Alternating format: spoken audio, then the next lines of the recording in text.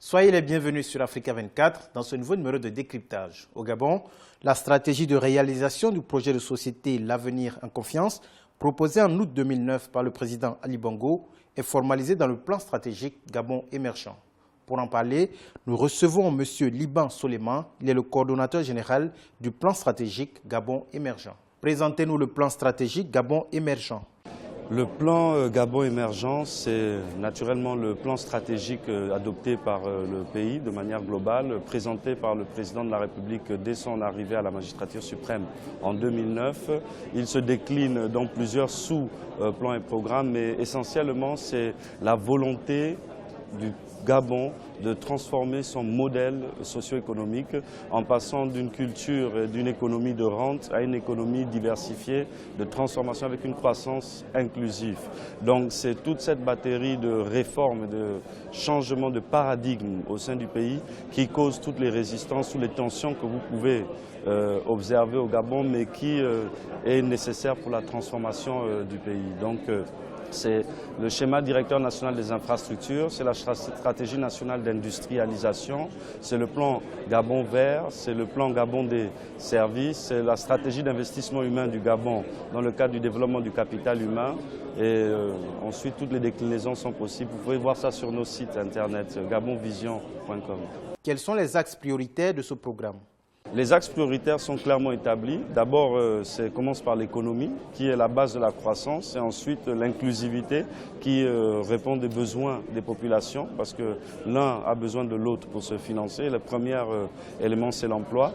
Donc les axes, c'est les moteurs de croissance. Naturellement, c'est le développement du secteur agricole, c'est le développement du secteur minéralier, c'est le développement du secteur des services, c'est le développement des secteurs de la transformation, c'est le développement du secteur forêt-bois, du secteur de la pêche, et c'est tous les secteurs en fait qui représentent la potentialité économique du Gabon et les secteurs dans lesquels le Gabon a une compétitivité.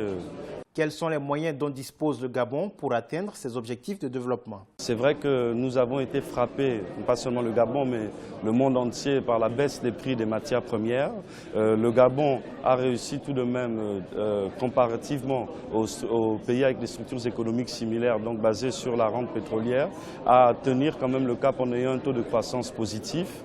Les outils, c'est naturellement le financement sur la base du carburant de ce qu'on appelle l'émergence, qui est le pétrole, et naturellement aussi avec le bénéfice que l'on a dans certains autres secteurs, comme les secteurs miniers, où le Gabon est quand même un leader mondial dans le manganèse et dans d'autres volets. Et aujourd'hui aussi, c'est la hausse des prix mondiaux au niveau du secteur forêt-bois, donc au niveau du bois, des bois tropicaux, qui aujourd'hui sont prisés sur le marché international. C'est les secteurs qui nous permettent d'arriver et aussi naturellement les réformes économiques et administratives que le pays entreprend. Un plan stratégique d'émergence, combien cela coûte-t-il à l'État gabonais?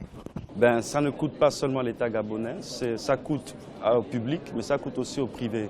Parce qu'une grande partie du plan stratégique Gabon émergent est orientée vers l'attractivité du pays et donc la capacité à attirer des investissements directs étrangers.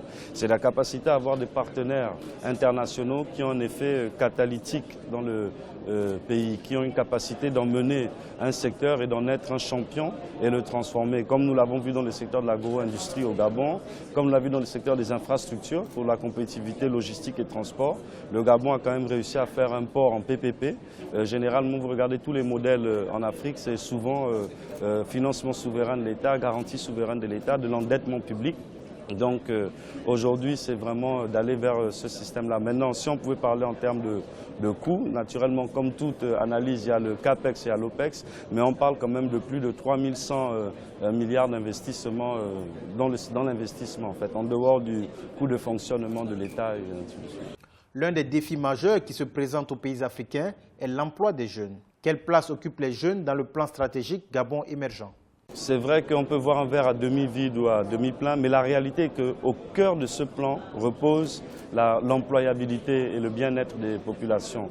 Parce que toute économie se développe, on peut faire tous les programmes sociaux qu'on veut, allocation, chômage, assurance maladie pour les plus démunis, créer des catégories de Gabonais économiquement faibles, mais pour nous, et la vision qui a été inculquée par le chef de l'État, c'est que cette étape n'est qu'une étape transitoire. La réalité, c'est de pouvoir avoir un taux d'emploi optimale et une réelle employabilité de la jeunesse gabonaise.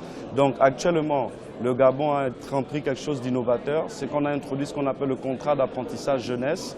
Nous sommes en train d'investir plus de 200 milliards de francs CFA globalement dans des programmes de formation professionnelle parce que la réalité c'est qu'il faut une adéquation formation-emploi et la clé du succès du modèle c'est l'employabilité des jeunes dans les secteurs économiques nouveaux. Et donc il faut réformer tout le système éducatif pour sortir de cette éducation où tout le monde veut avoir un doctorat. Or on est dans une économie qui va vers la transformation, l'industrie et les secteurs porteurs. Donc c'est cette vision-là qui est en train de se matérialiser.